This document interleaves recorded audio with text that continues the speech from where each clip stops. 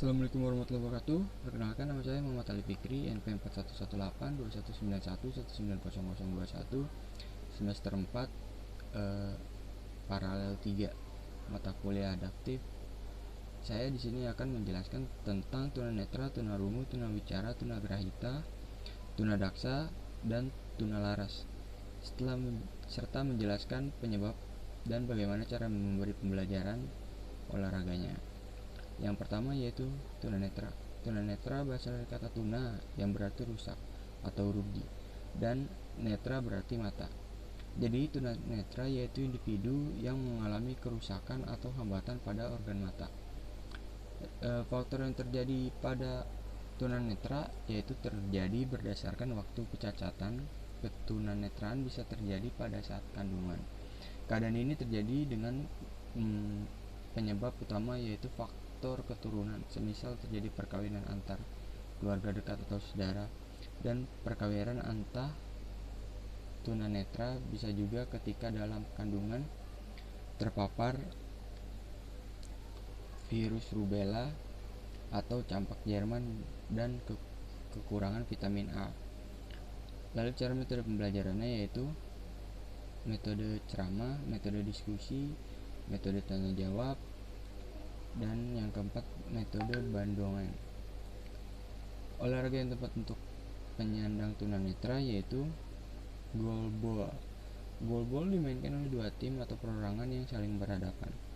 Cara bermainnya adalah dengan menggelindingkan bola ke arah gawang lawan.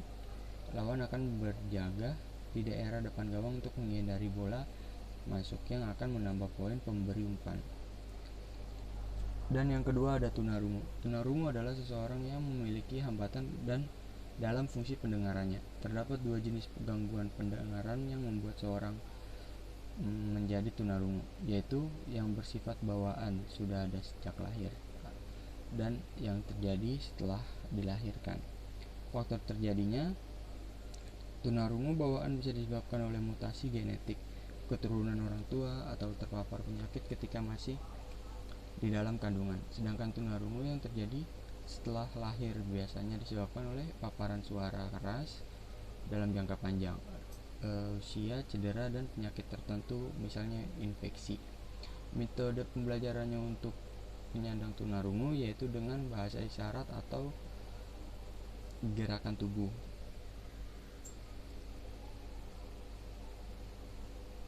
Gerakan tubuh yang lain. Olahraga yang tepat untuk penyandang tunarungu yaitu sepak bola, basket, berenang, dan lain-lain.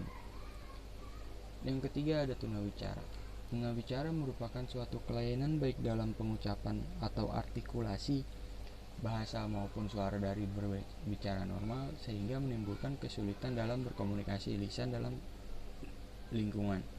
Faktor terjadinya penyebab dari tunawicara dapat disebabkan saat sebelum lahir, kelahiran, dan setelah kelahiran, di mana pada penyebab setelah kelahiran salah satunya dapat dipicu oleh infeksi pada selaput otak.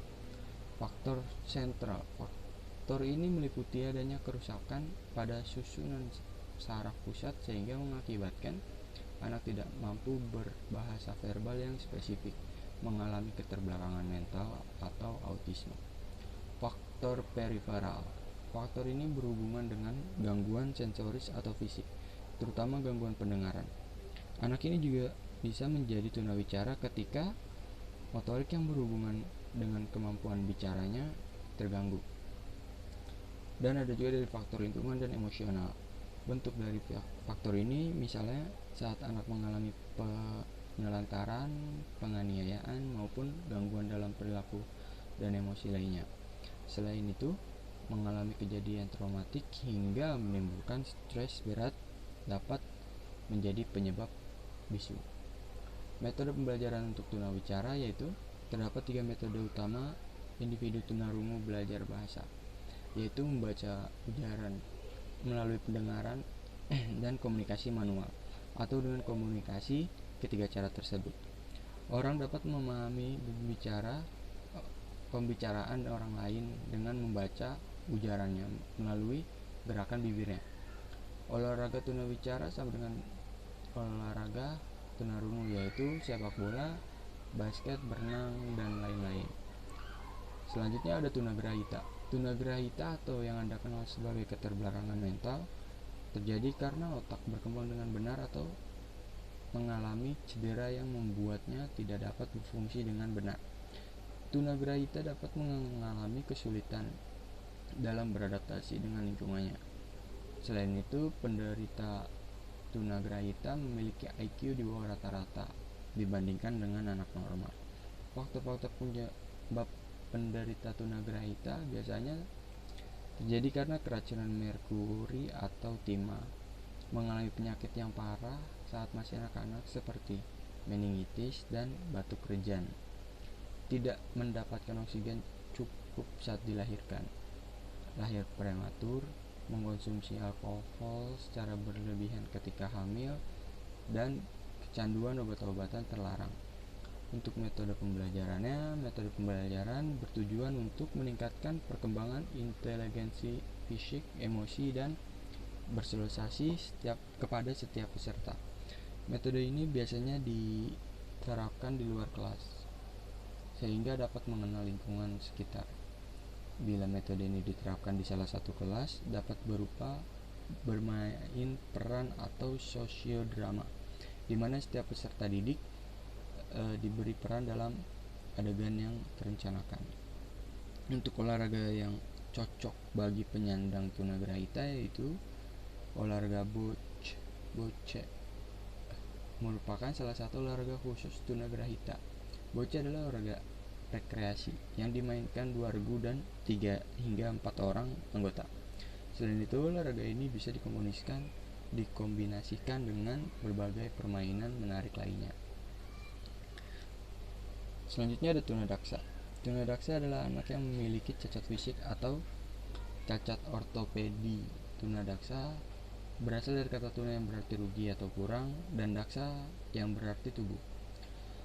Faktor penyebab dari tunadaksa ada faktor prenatal atau sebelum kelahiran fungsi anggota tubuh, atau ketunadaksaan yang terjadi sebelum bayi dilahirkan atau ketika dalam kandungan dikarenakan faktor genetik dan kerusakan pada sistem saraf pusat.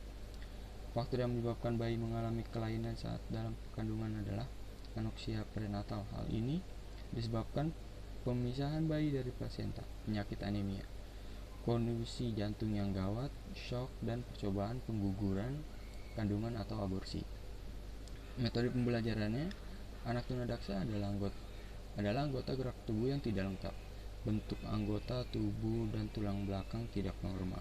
Kemampuan gerak sendi terbatas, ada hambatan dalam melakukan aktivitas kehidupan sehari-hari. Untuk anak tunadaksa, metode pengajaran yang dapat digunakan adalah metode ceramah, diskusi, berkelompok, dan praktek. Olahraga khusus untuk penyandang seorang tunadaksa yaitu memanah. Olahraga yang satu ini bisa dilakukan oleh siapapun di samping keterbatasan fisik yang ia punya. Yang terakhir ada tunalaras, adalah individu yang mengalami hambatan dalam mengendalikan emosi dan kontrol sosial. Individu tunalaras biasanya menunjukkan perilaku menyimpang yang tidak sesuai dengan norma dan aturan yang berlaku di sekitarnya, yaitu faktor biologi. Dapat terjadi karena anak mengalami keadaan kurang gizi, mengidap penyakit psikotik, dan trauma atau disfungsi pada otak.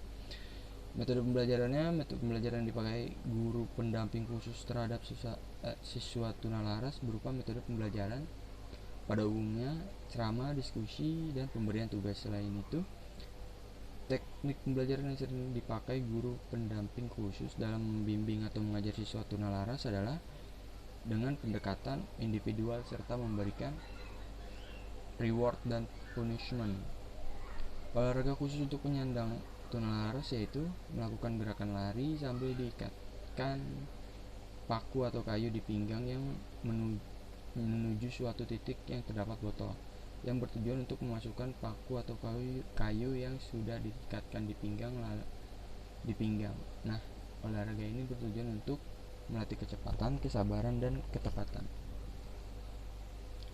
Mungkin sekian dari penjelasan saya tentang eh, anak-anak yang berketerap yang kurang sempurna.